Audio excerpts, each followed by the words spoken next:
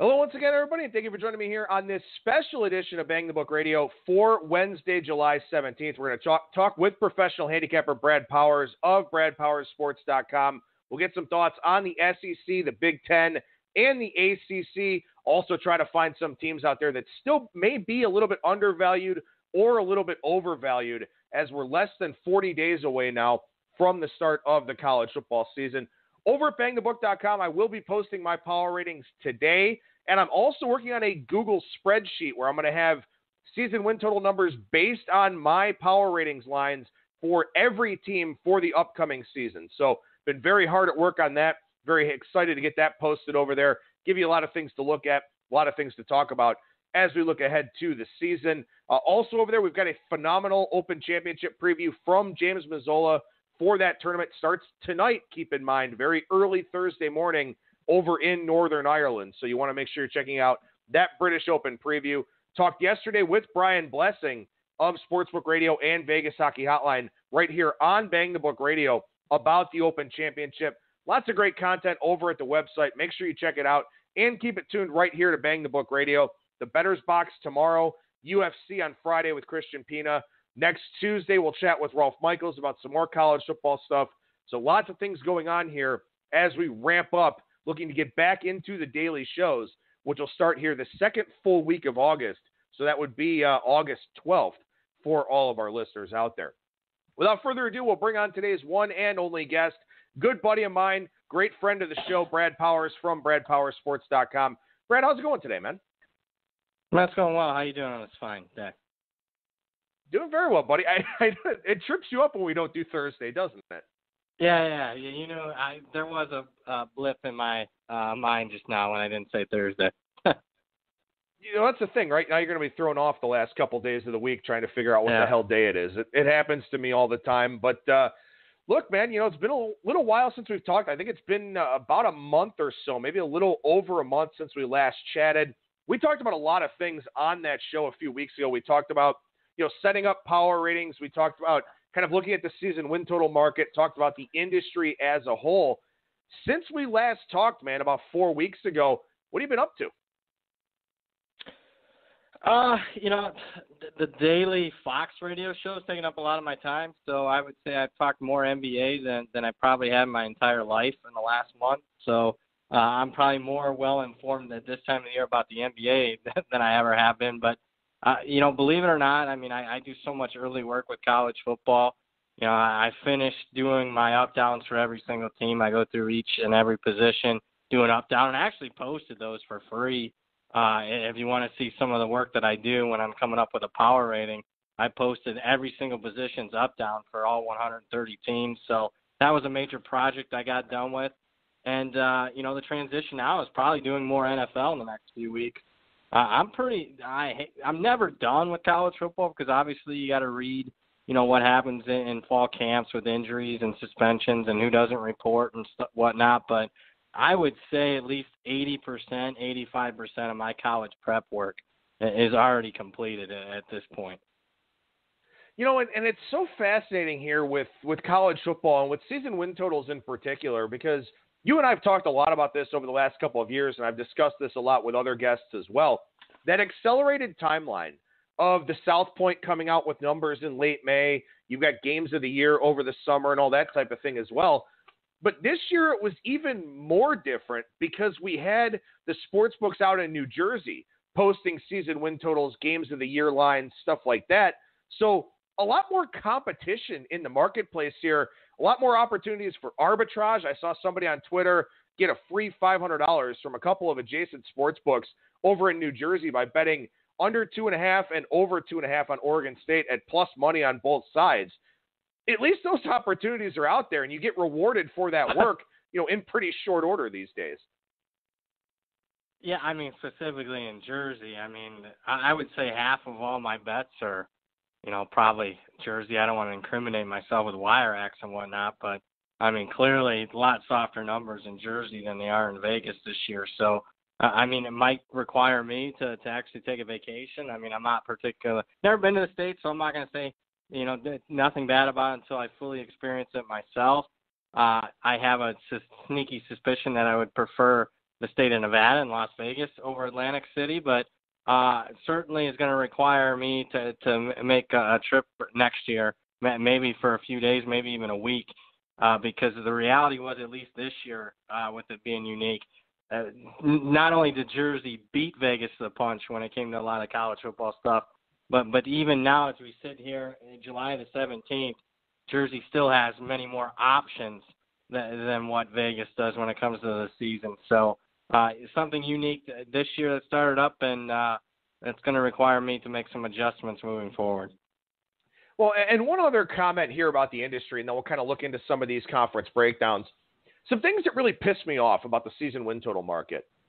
Number one, why are there flat numbers? Why doesn't every team have a half win so that there aren't pushes, so you don't have to sit there for 5-6 months with a hold on your money and then wind up with a push at the end of it? And then second, there are teams out there, I'm looking at the offshore market here specifically.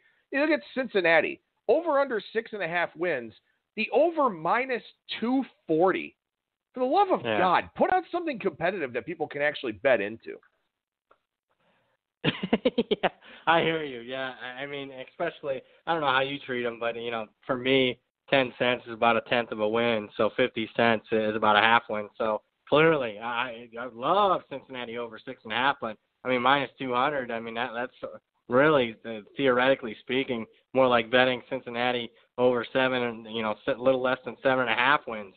So, I've seen it a lot, and I'll say this: the Jersey books were pretty bad at that. Now Vegas is pretty good. I don't see a lot of that. They tend to move it when it gets in that 150, 160 range. Move it the season win total a half win at that point. But yeah, certainly have seen more than my share of those in the marketplace.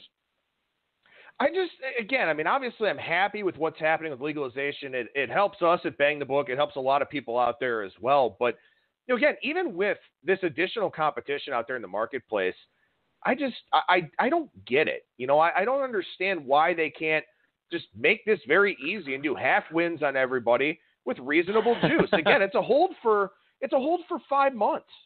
Who wants to lay 240? Yeah, over 6.5, probably going to cash with Cincinnati.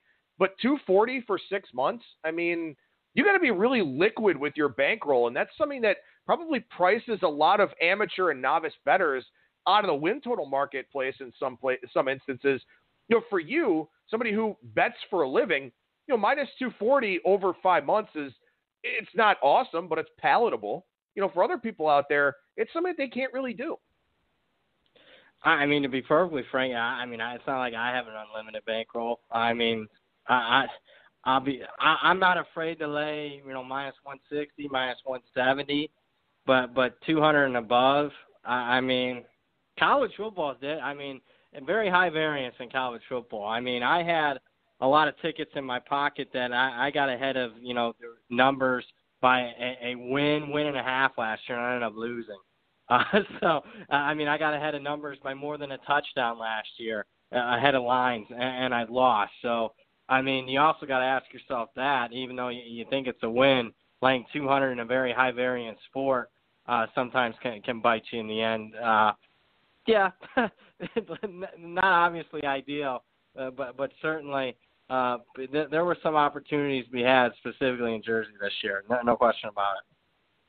Now, obviously, I don't want to talk about specifics of what you're looking at from a bankroll standpoint. We're not going to sit here and talk about how much you have liquid or anything like that.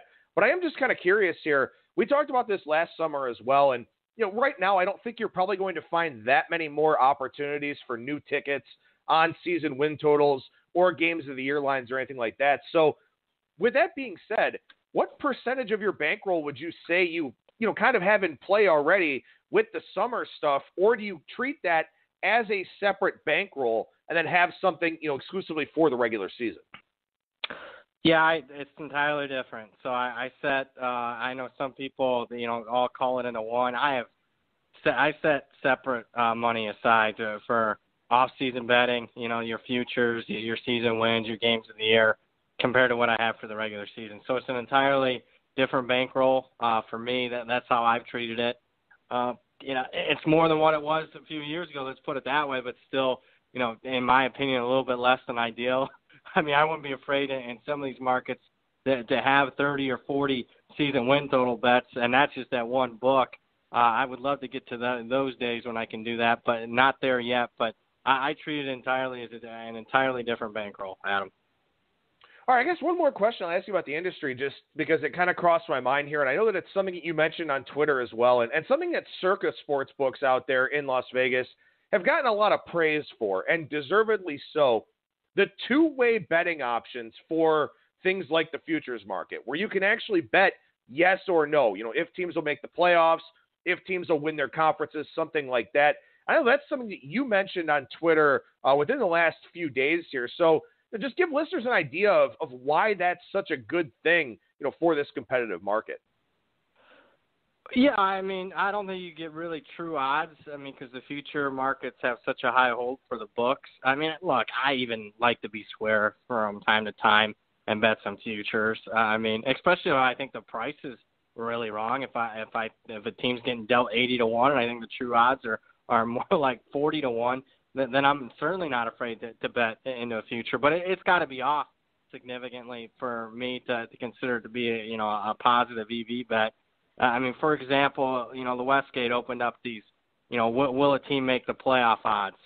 And they were egregious, to say the least. In fact, what I did, because I thought they were so egregious, is I just took the percent chance for all of their playoff odds that they offered, and it actually equaled 5 teams instead of 4. And as far as, I'm concerned, or at least I haven't heard that the playoff expanded, Adam, but if you actually did the math, 10-1, 10% type of stuff. I did a little bit more complicated math than that. 100-1 equals 1%, but it actually equaled out to right around 5 teams. So you're certainly paying a premium with that. And if you have a yes/no, it sort of eliminates some of that BS that the books offered, where they can't price gouge you as much. So kudos to Circa for offering that.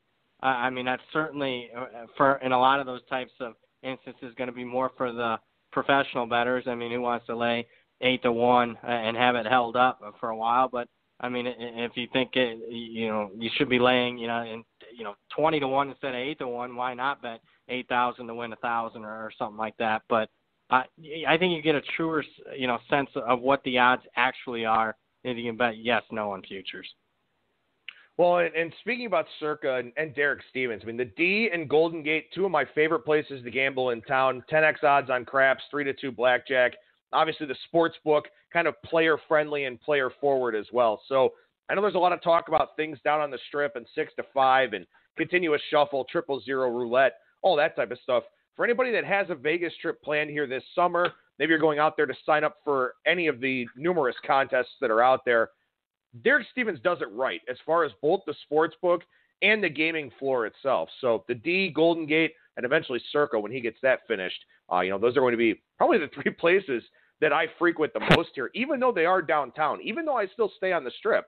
Those are probably the 3 places I'll wind up frequenting the most. In any event, all right, let's actually get into what I sent over to you to talk about here on today's show, and let's do some conference breakdown stuff. By the time the season begins, we'll have covered all 10 conferences plus the independents. We'll start with the big ones here, though. We'll start with the SEC in particular. And I think the thing that stands out the most about the SEC that everybody remembers right now is how Clemson completely punked Alabama in the national championship game. So what are you seeing from an Alabama standpoint out there, whether it's season win total, perception, something like that? Do people kind of expect this team to take a step back, or are they just going to be the Alabama that we all know and, if you're a bettor, love? A little complicated. I think, obviously Alabama's still the clear-cut favorite in the SEC. I mean, by anybody's power ratings out there. They're among the top 2. I guess the difference is Alabama has been better than everybody else, at least for when you look at just point spreads. Alabama's been an underdog 1 time since the end of the 2009 season. And now, in some markets, Clemson is rated higher than Alabama. So, that would be the major, jump as far as perception. And maybe Alabama comes into a season where, on a neutral field, they might not be the favorite. I know right now at Golden Nugget, in the hypothetical, theoretical matchup, Clemson's -2 right now. You can bet that right now if those two teams play for the national championship, Clemson's -2. I have Alabama still 1 point better than Clemson in my power ratings. I go back to the game, the championship game. Alabama was about a 5.5, 6-point favorite in that one. I'm not going to be a prisoner of the final score, specifically because I thought it was misleading. I'm not saying that Clemson wasn't the better team. I'm not saying that Clemson didn't deserve to win the game, but I think when you look at a lot of the analytics from that game, I mean, that result, the 44-16 result, fell into like the 1% profile as far as the chances of that score being so lopsided in Clemson's favor. So I'll adjust my power ratings down on Alabama and up on Clemson, but not to the point where I think Clemson's better. I think they have the better quarterback. They might even have the better coaching staff at this point. But I think at almost every other position, I think Alabama's still slightly more talented than Clemson, outside of guys like Travis Etienne, the running back and whatnot. But I think Alabama with a chip on their shoulder off the first time they've been blown out under Nick Saban, first time they lost by more than 2 touchdowns in any game. I'm still pretty confident in the Crimson Tide heading into 2019. All right, so let me ask you about this, because I think that this is kind of an interesting talking point as we look ahead to the season.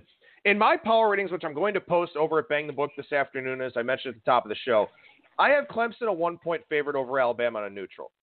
But part of my thought process here is that, technically speaking, I don't have to worry about that game until January, whatever it is, when they play for the title again. But what I do have to worry about is the fact that Clemson is so much better than everybody else in the ACC this year that their lines are going to be inflated. So my thought process is that these two teams are independent of each other right now, but that I would think that Clemson, with that perception in its conference, should be the higher-rated team. So what do you think about that take? Yeah, I mean, even though I have Alabama 1 point better than Clemson, I mean, plugging it into the schedule, I mean, if you ask me right now who's the team that has the best chance to win the national championship, I'd say Clemson, just because of their, superiority over the rest of their conference. Alabama, in my opinion, plays a tougher schedule. It has more obstacles than Clemson will face. So I think that there's some truth to that. I mean, yeah, I've seen in the Game of the Year lines, I have actually seen both teams, in my opinion, being a little inflated compared to where I have them in my power ratings. But, yeah, I mean, even though I have Clemson too, I would rather have a Clemson ticket more likely to win the title than Alabama at this point, just because their schedule and their competition is far weaker than Alabama. So I guess, the point that I was kind of reaching for there a little bit is, do you list the 1 through 130 relative to each other, or do you consider some of those conference biases in there where, like I said, I may have Clemson a little bit inflated just because I think their conference lines are going to be inflated? Is that not the way that you really want to do this? Or I guess it's kind of a hard question, maybe a difficult concept to sort of, talk through here, but I think you kind of get where I'm going with it. Yeah, I mean, there's always going to be price inflations on your more popular teams, the Alabamas, the Clemsons of the world. I don't necessarily do it that way. When I stack rank 1 through 130, certainly I'm looking more conference than anything when I'm stack ranking who I'd favor who. But after I do it by conference, I isolate it in, really, hit the zoom button and go 200% and look at, conference. Then I take it out, zoom out to nationally. And when I'm doing 1 through 130, I mean, yeah, I'm not afraid to say, I would rather have, I'm trying to look at my power ratings by conference and see, example. Yeah, I'd rather have right now South Florida over Louisville. I mean, South Florida's my number 77 team. Louisville's my number 79 team. So I look at that and say, hey, I think, South Florida's about a half point better than Louisville. I do. For me, my power ratings are all on a neutral field right now.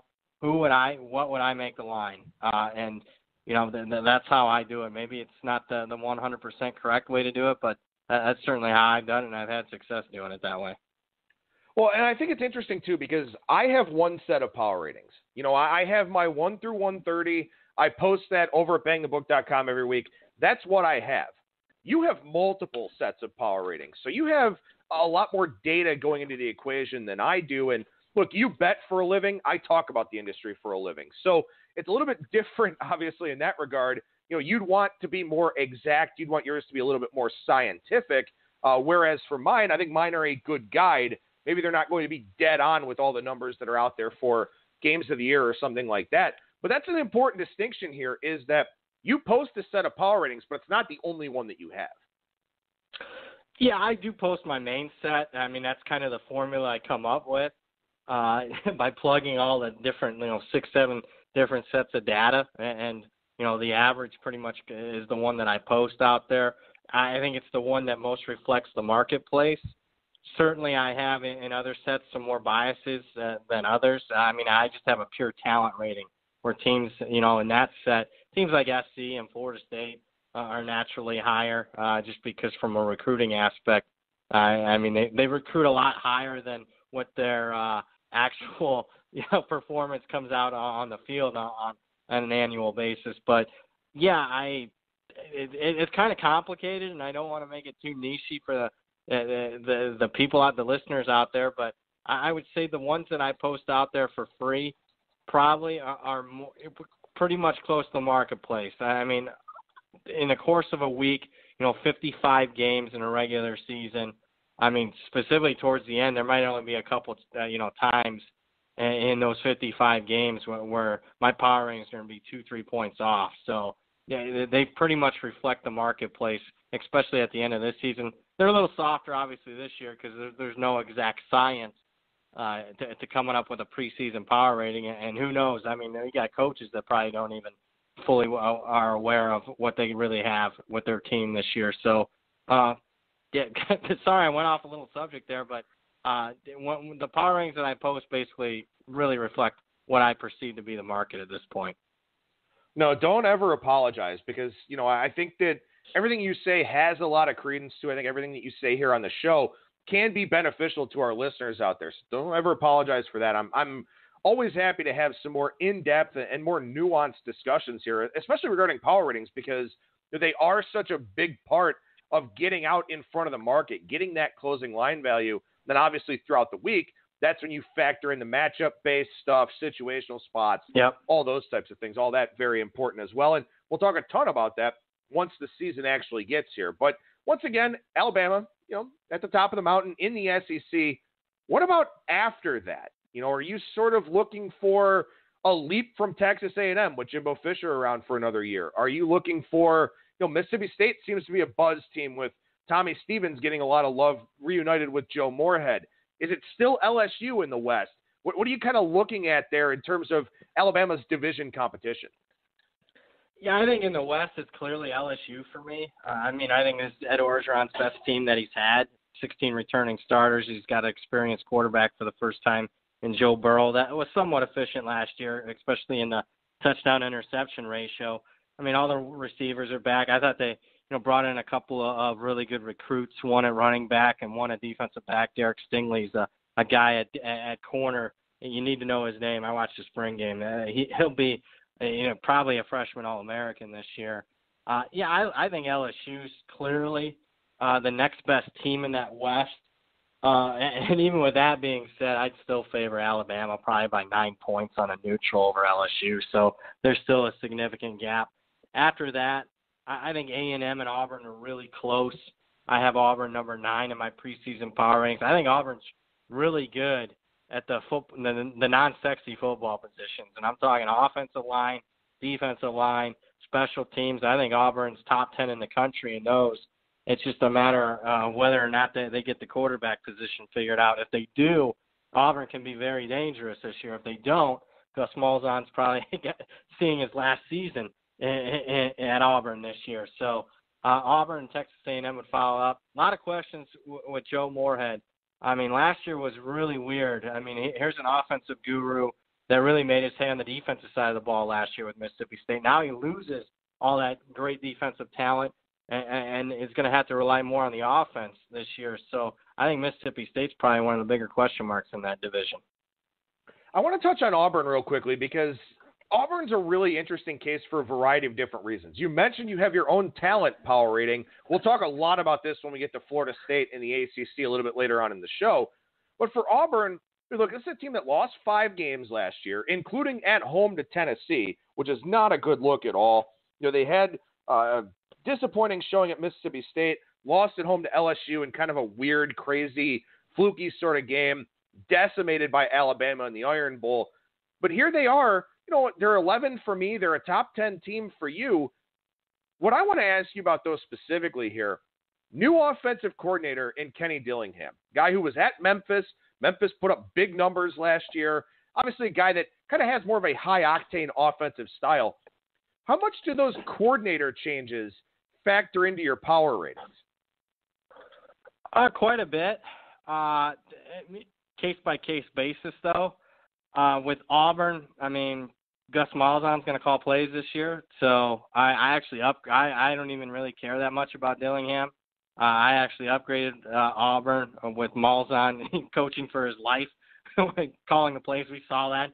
He called plays in the bowl game, and it was a pretty good result for Auburn. Case-by-case basis, but certainly, I'll give one example. I know we're talking SEC right now, but I'll give one in the ACC. I'm not really particularly fond of the Mac Brown hire at North Carolina, but I really like, his defensive coordinator hire, Jay Bateman from Army. I think it's one of the more underrated coordinator hires in the entire country. And I honestly think, Phil Longo comes over from Ole Miss. He's done a pretty good job the last couple of years at Ole Miss. Had some talent, obviously, but did a good job with an up-tempo offense at Sam Houston State as well. So that's one where I really am not fond of Mac Brown as a head coach. But if he's a CEO type, he's just worrying about recruiting and overseeing the program type of thing, then it makes more sense to me as long as he hired 2 really good coordinators. But by all, at least my perception is I think he did. So, yeah, certainly new coordinators factor in to how I think the offenses and defenses are going to be this upcoming season. I guess to circle it back to the SEC West here, Ole Miss. We were all kind of wondering about that Matt Luke hire. They wind up going with Matt Luke largely because that job was so toxic that I don't know if they would have found any kind of bigger name to really take over that program. And, he's had some talent. Maybe he hasn't maximized it as much, with the 6-6 and the 5-7 seasons here. But he's got 2 former head coaches now as coordinators, Rich Rod on the offensive side, Mike McIntyre on the defensive side. I have Ole Miss number 51 in my power ratings, and maybe that's a little bit optimistic about them, but these are 2 coordinator hires that really have a chance to work out well. They do.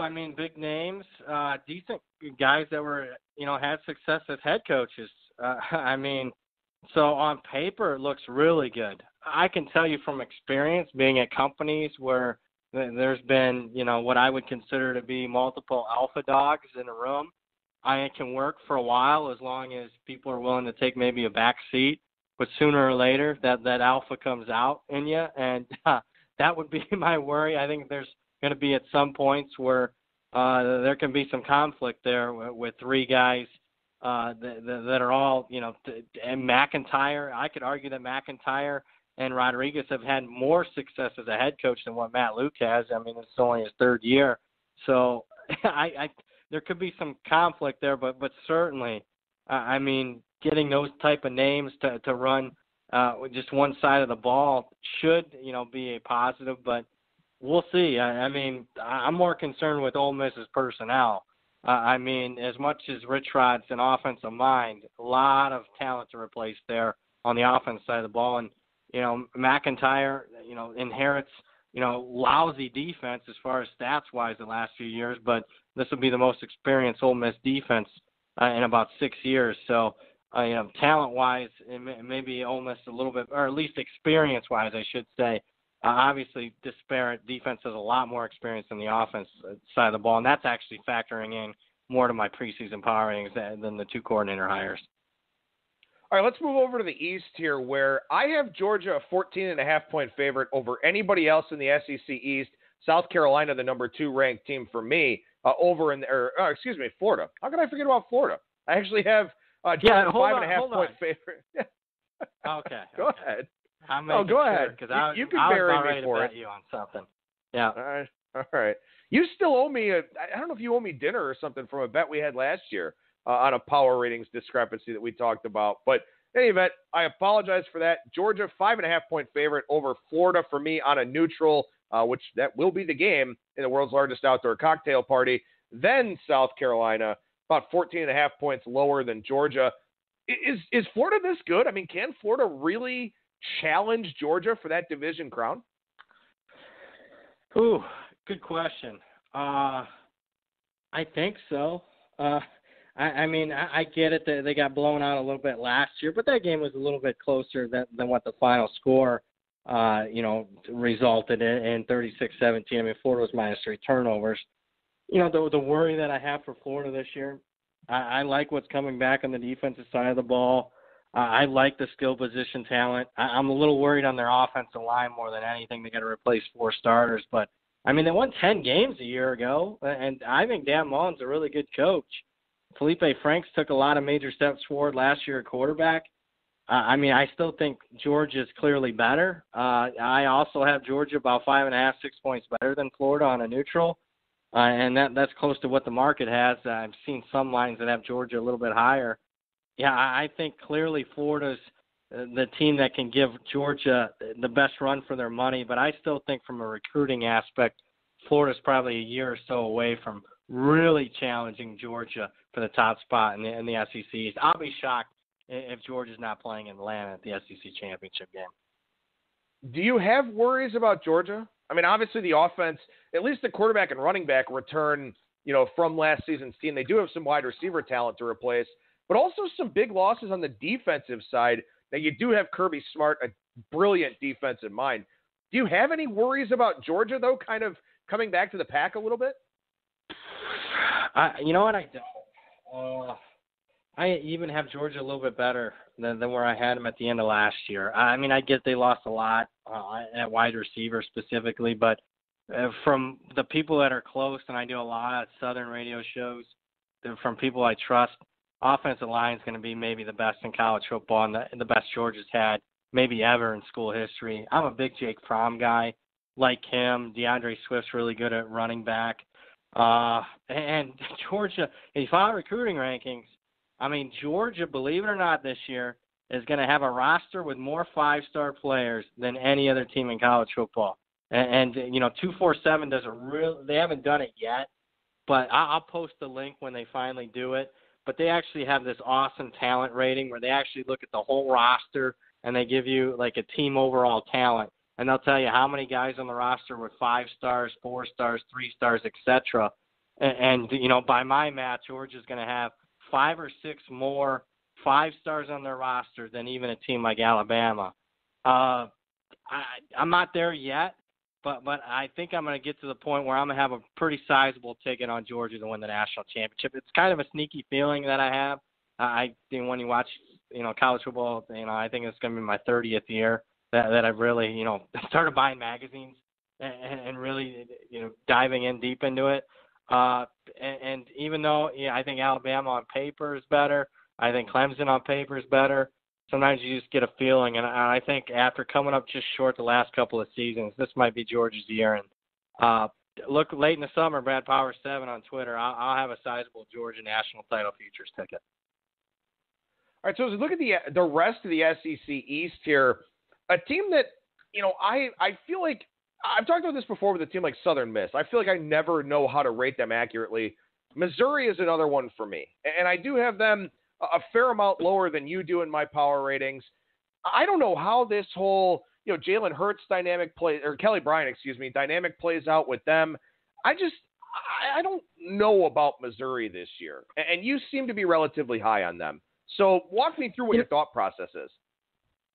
Yeah, I mean, Barry Odom's doing a nice job. I didn't say good. I didn't say great. He's doing a nice job in Columbia. I think there's been some missed opportunities the last couple of years. I don't think people realize Missouri's actually been favored in 10 of their 13 games each of the last 2 years. 10 of their 13 games they've actually been favored in, yet they've only managed 7 and 8 wins. I wasn't a huge Drew Lock guy. When he stepped up against better competition, he kind of faded away. Last year it was decent, but his previous 3 years, I mean, it was night and day compared to what he was in non-conference and against lower-level SEC teams than what he was against better ones. Kelly Bryant's not my favorite, but, Missouri could do worse replacing Drew Lock, certainly. I mean, he gives that Missouri offense a different dynamic. Roundtree's back at running back. 4 of their top 5 receivers are back. Looking at the offensive line, they get 3 starters back. So relatively experienced on the offense side of the ball. Defense, 6 starters coming back. But I guess what I like most about Missouri this year, for an SEC team, that schedule is pretty favorable. I can make a solid case that Missouri, if they take care of business, are going to be favored in their first 8 games of the season. 8 games to start the season. At Wyoming, West Virginia's way down this year. Southeast Missouri, South Carolina's at home. Troy's at home. Ole Miss is at home. They don't have – from August 31st to October 19th, they don't leave Columbia. That's advantageous. At Vanderbilt, okay, that could be somewhat difficult. At Kentucky's way down, and Missouri should have beaten them last year. And then they have a bye prior to Georgia. I like the schedule. I like the talent. Although, the market's really bet this one up. I think there were 6.5s and 7s very early in the marketplace when it came to season win totals. That's up to 8 or so now. So there's some value gone, but I would be relatively surprised if Missouri's a 6 or 7 win team this year. I think they're much closer to an 8 or 9 win team. Let's go to the other Columbia here real quickly. I know we're spending a lot of time in the SEC. I'd like to move on to another conference here, but real quickly on South Carolina. Have you ever had a team in your top 25 of your power ratings that has a legitimate chance at not making a bowl game because their season win total 5.5 and their schedule is one of the top 3 toughest in the country? Yeah, since I've been doing it, probably not. Historically, one team that comes to mind, I think 1986 Notre Dame went 5-6, and they played like 5 top 12 teams, and they lost 5 games by a total of 14 points. I think Bill Connolly goes back and does power ratings, back the past years, and he had them like 15th. So it would probably that's the one that comes to mind for me. I got them number, right now my current power rating is number 23 in the country. And even if you put that power rating into their schedule, I come up with 6 wins. And I think that's even optimistic at this point. I've seen a lot of season win totals now in the 5.5 range. And I do think it's more likely South Carolina wins 5 games than 7. So looking at it, I do like them in week 1 against North Carolina. But then after that, obviously it starts getting difficult. Alabama, at Missouri, at Georgia, Florida, at Tennessee, at Texas A&M, Clemson. A lot of underdog roles there for the Gamecocks, and I think this is Will Muschamp's best team yet. 14 returning starters. I like the talent level. I think I like them a little bit more than the marketplace because they're down because they got beat 28-0 in the bowl game. But I know you're tied in. What's your thoughts? I think this could be Will Muschamp's best team, and they'll struggle to get to a bowl game. Yeah, that's the thing. I do think that this is probably the best team that he's had there. Keep in mind, it was, 2 years ago maybe, that they had the youngest defense in the country? Maybe it was 3 years ago now, but they started a ton of freshmen on defense. They are a pretty experienced team. Bentley's a very experienced quarterback now. Not having Deebo Samuel against a schedule like that and, a slate of defenses like that is a really challenging thing to say the least. And I think that's kind of part of it for South Carolina. I think defensively they're pretty solid with Muschamp. The offensive line has usually been pretty okay, but they've had one dynamic skill player and they've had a lot of just random guys around him. You talk about even going back to like when they had Alshon Jeffrey. He was just a dominant player. They had Bruce Ellington. They had some guys that were really, really strong, but the supporting cast wasn't great, and they didn't have anybody to help those guys out. It's kind of been that way for South Carolina for a while. They get that one stud. They really haven't had it at running back for a while. They get that one stud wide receiver who does literally everything for them, returns punts, runs sweeps, all kinds of stuff, and they don't have much else. And that's been a hardship for Bentley, I think, in his 3 years there in Columbia, and probably going to be even more of a hardship this year. So that's part of it too. There's never anything sexy about that South Carolina team. They're solid. but they don't stand out anywhere. And I think that's a perception that hurts them going up against a really good schedule. You make several good points. I think, the best that South Carolina has been was that 3-year stretch from 2012 to 2014. Obviously, they had a Hall of Fame coach with Steve Spurrier.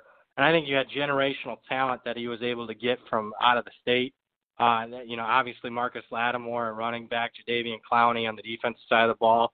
So Hall of Fame coaching, once-in-a-lifetime type talents for a school like South Carolina. Now, you're competing in-state with arguably what I think is the best program with Alabama in the country and Clemson. That's a tough sell. And they're not even in your same conference. So not only you got to compete in the SEC, but you got to compete in-state with arguably the best program in the country. It's a tough job for Will Muschamp. I think South Carolina fans need to be patient. I'll tell you, I would put him up for SEC Coach of the Year if he gets him to 7 wins in the regular season. That's how much I think of the schedule this year. Will Muschamp is doing a really good job if South Carolina goes 7-5 this year. All right, so we move over to the Big Ten here and talk about this conference for a little while. And look, it's the same story every year. Michigan gets a ton of hype. They've got a ton of talent. And then they lose to Ohio State Thanksgiving weekend, and then they go to a bowl game and don't play very well against whoever they wind up playing. But again, that hype train rolling right along this year. Is this the year for the Wolverines? It has to be. Everything lines up from a schedule dynamic. At one point, I don't feel sorry for Harbaugh with all the hype and all the hoopla, the Rome trips, the France trips and whatnot. He's done a good job of, bringing more awareness to the Michigan program since he's been there. But certainly, you look at Michigan's schedule on 2 of his best teams.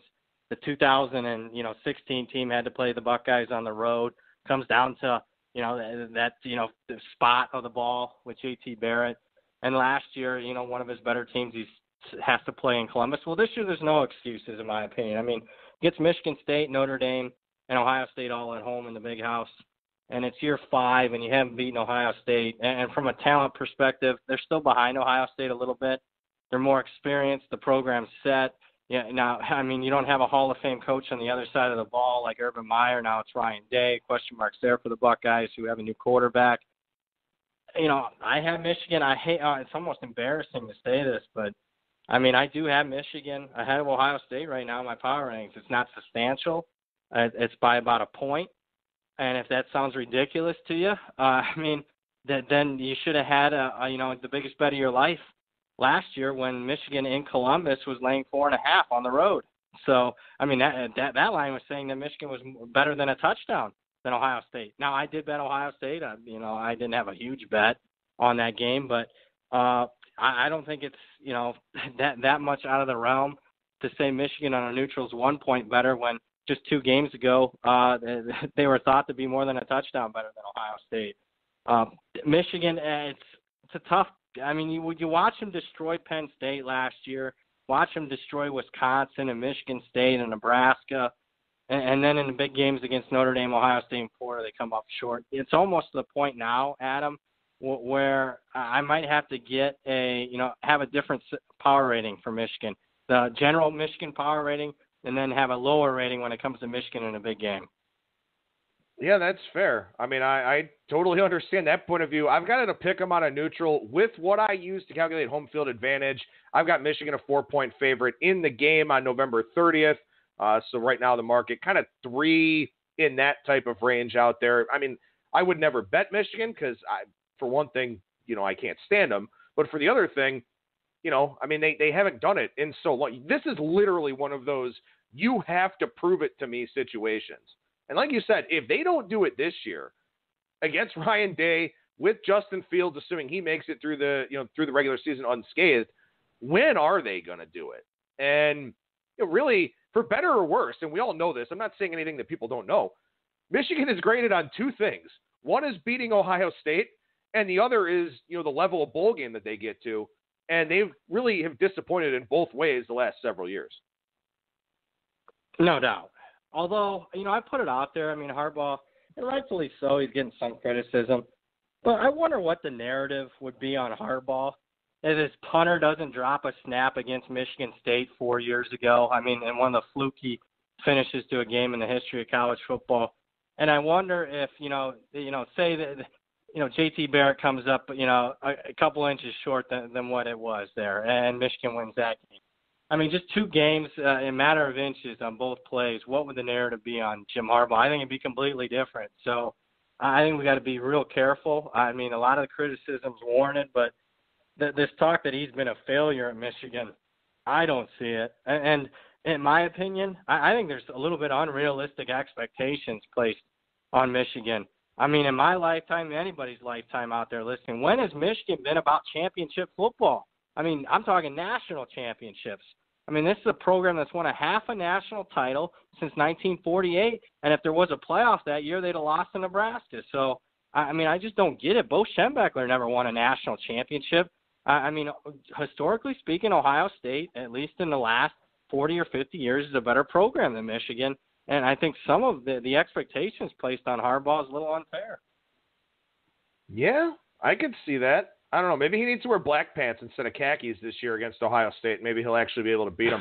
By the way, Michigan's last outright Big Ten title, 2003. Yeah. Then they shared it in 2004 with Iowa, but 2003. So, again, like you said, maybe the expectations just are unrealistic there in Ann Arbor, and I know I'm hoping that Ohio State continues its recent dominance over Michigan. Let's talk about Ohio State real quickly for a second here. 15 years, man.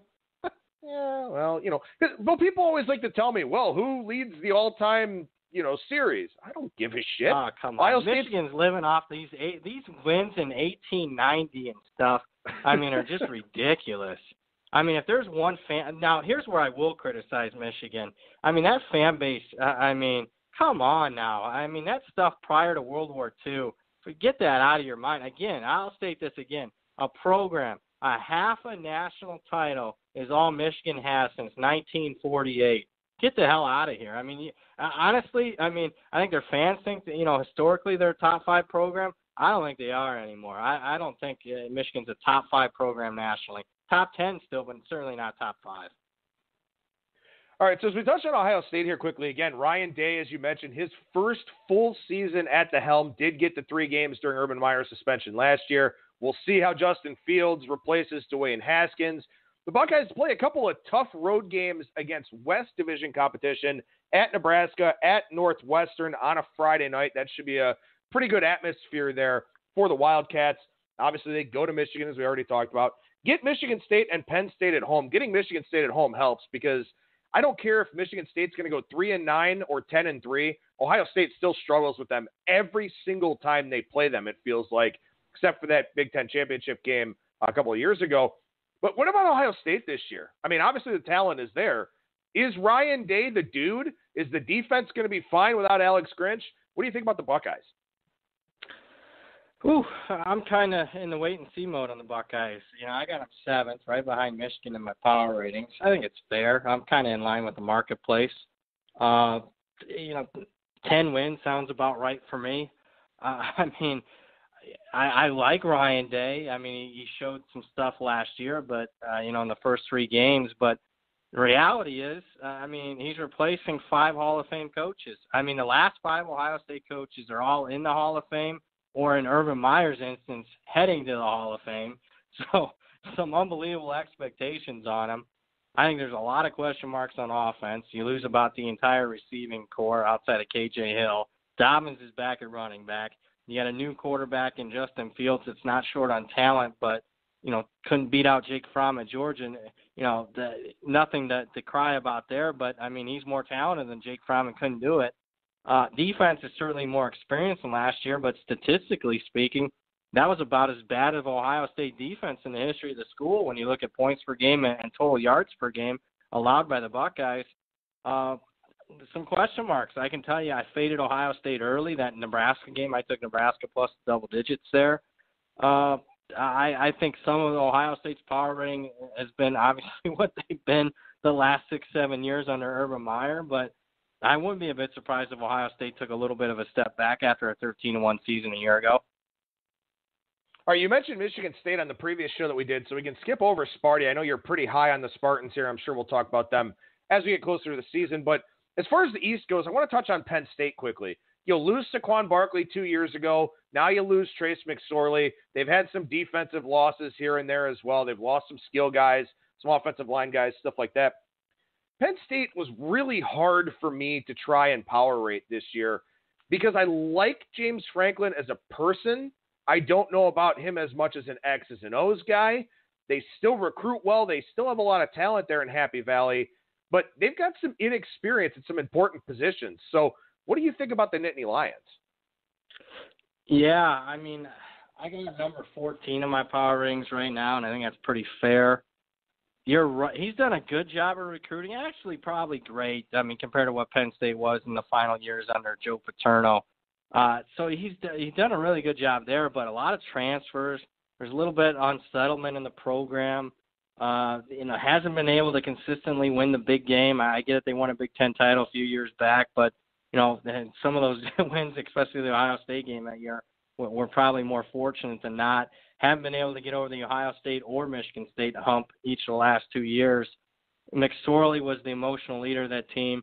I mean, both, the last couple of years there for them. So replacing a guy like that, your all-time leading passer in the history of the school, that's certainly tough for them. Miles Sanders was very productive a year ago. A little indifferent on Penn State. I think they take a little bit of a step back, even though I thought they underachieved a little bit last year. The problem is the rest of the Big Ten's getting better, especially the West Division, and they play a couple of sneaky, really good teams from the West, at Iowa and at Minnesota. Those are not layups by any stretch of the imagination for Penn State.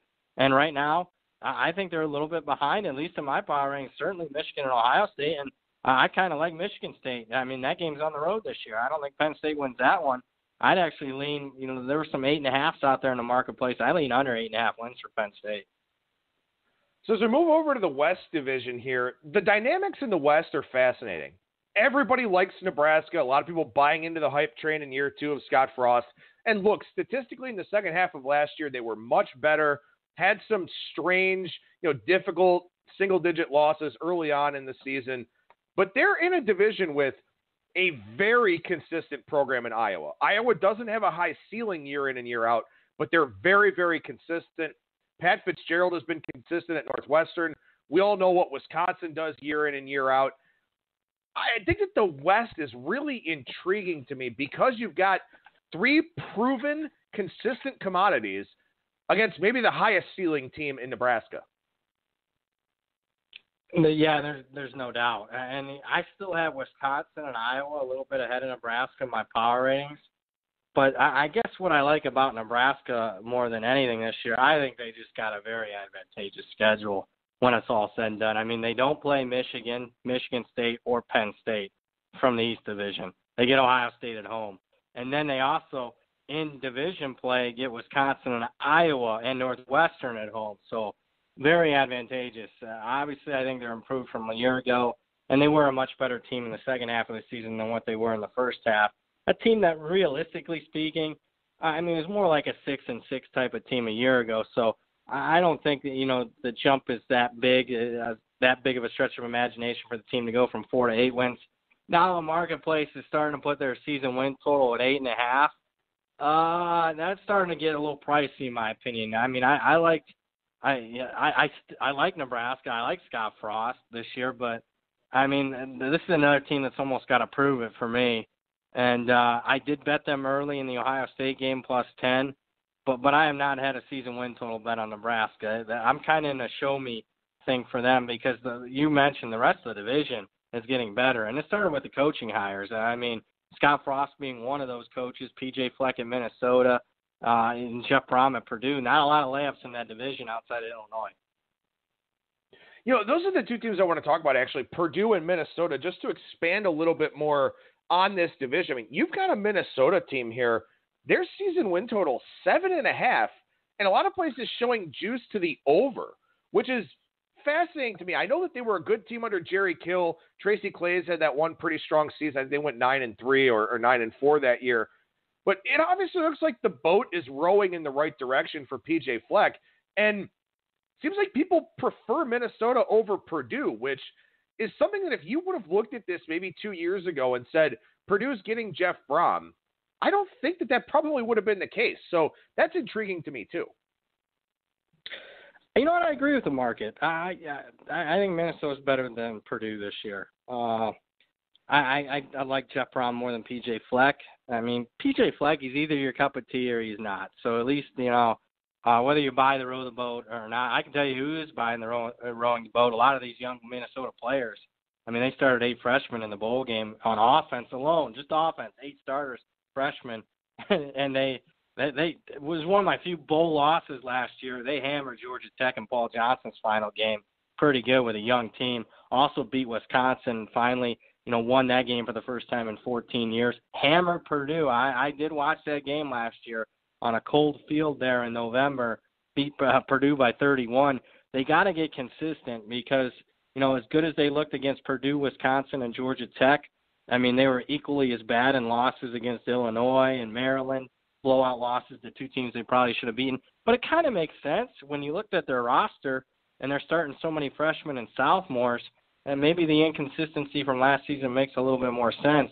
A lot of guys back, and I like he's upgraded the talent level, in my opinion.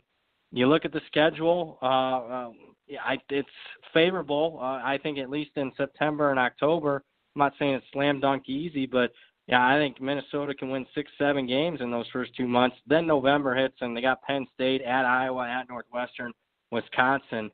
We'll see at that point if this team, if they continue to grow because they're a young team, it could be a dangerous team. It could be a team out of the West that could surprise a lot of people this year. All right, so we move over to the ACC here, and as we look at Clemson, right now in the look-ahead lines over at 5 Dimes and at other places out there in the market, Clemson is a 16-point favorite at home against Texas A&M in Week 2 on September 7th. That is the smallest line in a Clemson game for this season. The only thing that kind of comes to mind, obviously you think about Alabama and all of their dominance and maybe Ohio State to a degree. South Florida 2 or 3 years ago was favored by, 11 or more, 12 or more in every game as you looked ahead to their schedule. That's about the only thing I can think of that sort of compares in recent history here. Clemson runs the table, don't they? Yeah, I'll be stunned if they don't. But with that being said, I mean, Syracuse got them 2 years ago, and Syracuse could have easily gotten them last year as well. But, I mean, you said 16 against Texas A&M. I can tell you in Vegas that number is 17.5 or 18 in most places, and that is the shortest line.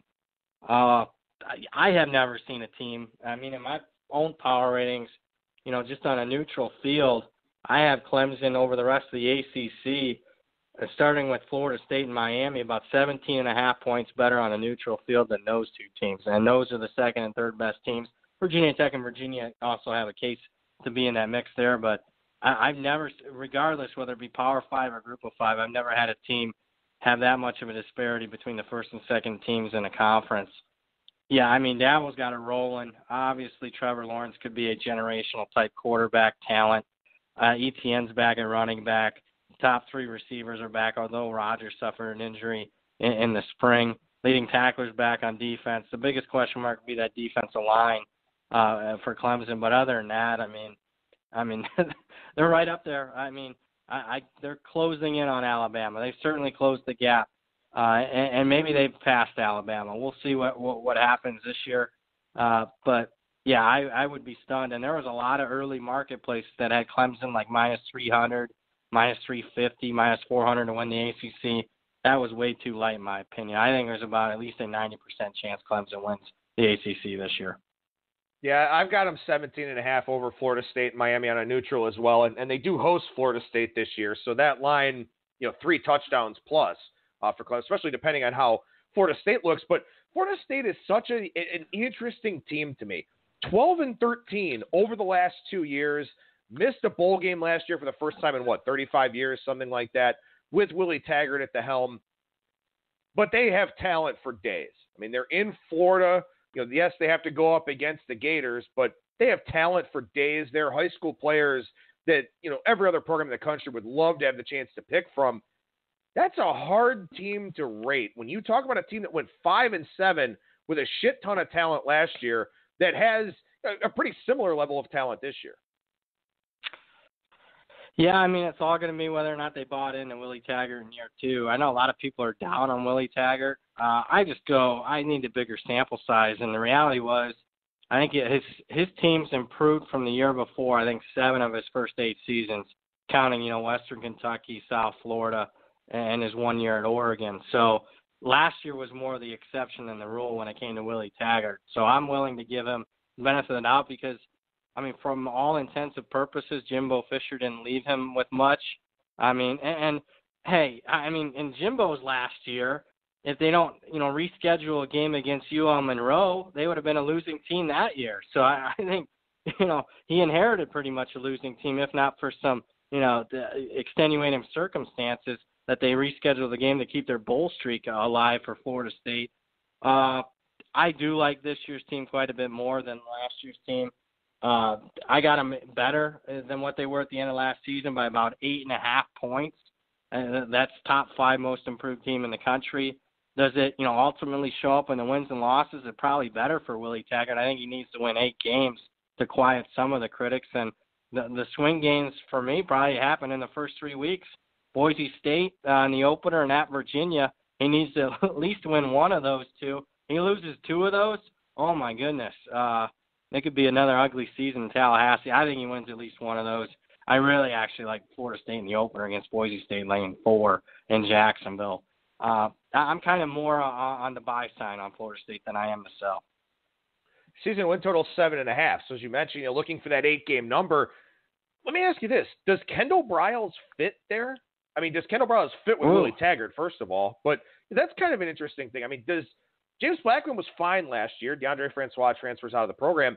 Does Kendall Briles fit? I mean, is this something that can work at Florida State? I think it can. I mean, Willie Taggart wanted to run more up-tempo. I mean, he ran up-tempo at South Florida, so, yeah, I don't think it's, a square peg in a round hole type of thing there. And, Kendall Briles obviously has some past history off the field and whatnot with his, affiliation with Baylor and his father. But, I mean, one thing Kendall Briles does at each of his stops, I mean, he produces some offensive results. So I like the hire. It's actually one of my more underrated hires in the country. I think he fits just fine. I mean, they were trying to go up-tempo last year. Didn't necessarily work for them. But, again, I think they're a lot more bought in than what they were a year ago, the players. 2 teams I want to lump together here in the Atlantic Division, then we'll move over to the Coastal and make sure we get you on your way here. Syracuse and NC State. Syracuse loses an all-time leading passer. NC State loses the number 2 all-time leading passer. NC State also loses 2 phenomenal 1,000-yard wide receivers. So you can see why I would group these 2 teams together. Who has the bigger drop-off between Syracuse and NC State, in your opinion? I think NC State does. I got them about 3 points worse than what they were at the end of last season. Syracuse certainly going to take a drop as well. I got them about 2 points worse. I'm a big Dino Babers guy for me, so I think they're more likely to keep things going. Although, I mean, Dave Duran lost a lot of defensive talent last year and still managed to win 9 games in back-to-back seasons. So, I mean, he's got more of a sample size from a data aspect as far as having continued success. While Dino just had the one really good year at Syracuse a year ago, although had success at Bowling Green prior. Although I just think from a talent aspect, I think Syracuse is a little bit more from experience. I think Tommy DeVito's got a little bit more experience than what NC State's going to have at the quarterback spot, replacing an all-time passer. Yeah, I'd lean Syracuse, and so does my power ratings, and so does, when it comes to season win totals, I think Syracuse is much more likely to win 8 games, where I'm more in the 7-1 range for NC State. Sliding over to the Coastal here, Miami, Manny Diaz. Obviously, he's kind of entrenched there. He's a great defensive coordinator, first-time head coach. I do like the Dan Enos hire as the offensive coordinator, former head coach at Central Michigan, worked around Nick Saban the last couple of years. That's not really that's obviously not a bad thing in any way, shape, or form. But, man, Miami, you want to talk about, we talk about Florida State and squandering talent. Miami doing the same thing here and really doing it maybe in more impressive fashion because of how dominant that defense could be. Does Manny Diaz work here? Does Dan Enos work with Tate Martell or whoever winds up being the starting quarterback? Is this Miami team able to actually reach its ceiling? Whew, complicated. I mean, I like Manny Diaz. I like the hire there. Even though he doesn't have prior head coaching experience, I think obviously, he's been there the last 3 years. He's the son of a former mayor of Miami. He's the guy that, as far as Miami being Miami in the last 10, 15 years, the turnover chain was something he created. Manny Diaz as the defensive coordinator. So I think he's a good fit. The problem with this year's team is the quarterback spot. I don't like Tate Martell. I know he's a Bishop Gorman kid from Las Vegas.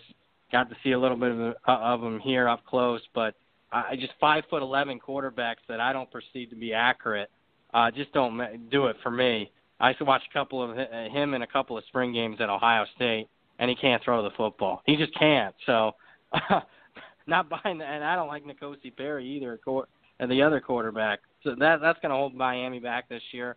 Other than that, I agree with you. Dan Enos is a very solid offense coordinator hire. I think Miami, from a talent aspect, is just as good as anybody else, obviously, in the division. But for me, I trust, Bronco Mendenhall, and I know it's not the sexy name, but I probably trust Virginia a little bit more than I do Miami. Miami's got a higher variance, certainly a higher ceiling than Virginia and Virginia Tech, but the floor might be lower as well because of the quarterback spot. Well, that's the next question I was going to ask you. Who's the better team in the Commonwealth, Virginia or Virginia Tech?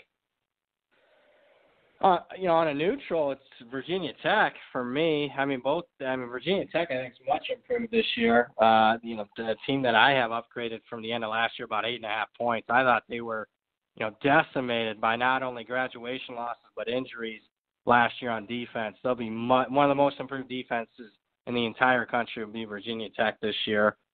But Virginia gets that game at home at the end of the year. And obviously Virginia Tech should have won that game a year ago, losing in overtime. I think it's the year that Virginia finally breaks that losing streak. I think Virginia is probably one of the more underrated teams in the entire country.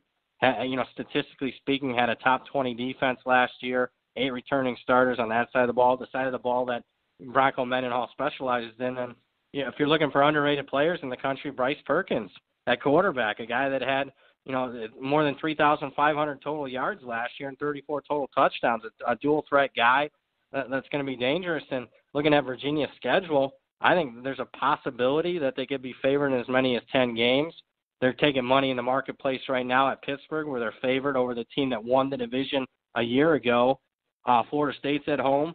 They're at Notre Dame and at Miami, but they catch Notre Dame off the Georgia game, and they have a bye prior to playing Miami. Yeah, I think if there's a team that could really pull a surprise in the division, it's probably Virginia, even though I like Virginia Tech, and even though Miami, from a personnel and talent aspects, better than Virginia. One more team to ask you about here, and obviously I could take up your entire day talking college football with you, but the Pitt Panthers, as you mentioned, won the division last year, go to the ACC championship game. Wasn't a great showing, but, no one has a great showing against Clemson these days. Pitt is a team that's kind of getting a little bit of run around social media here of late. People sort of pointing to new offensive coordinator Mark Whipple and the opportunity to work with Kenny Pickett and maybe elevate him a little bit. We would have expected Pat Narduzzi's defenses to be a little bit better there in the Steel City than they have, judging by what he was able to accomplish at Michigan State. Where does Pitt rate for you? Because when you look at Miami and the two teams in Virginia, the Coastal is pretty wide open again, I would say. So how do you see Pitt playing things out this year?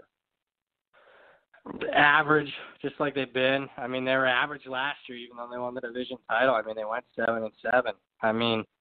I got them right around 6 wins. I think they're behind those 3 teams we just discussed in the division, Miami, Virginia, and Virginia Tech. Whipple, he's got a decent track record.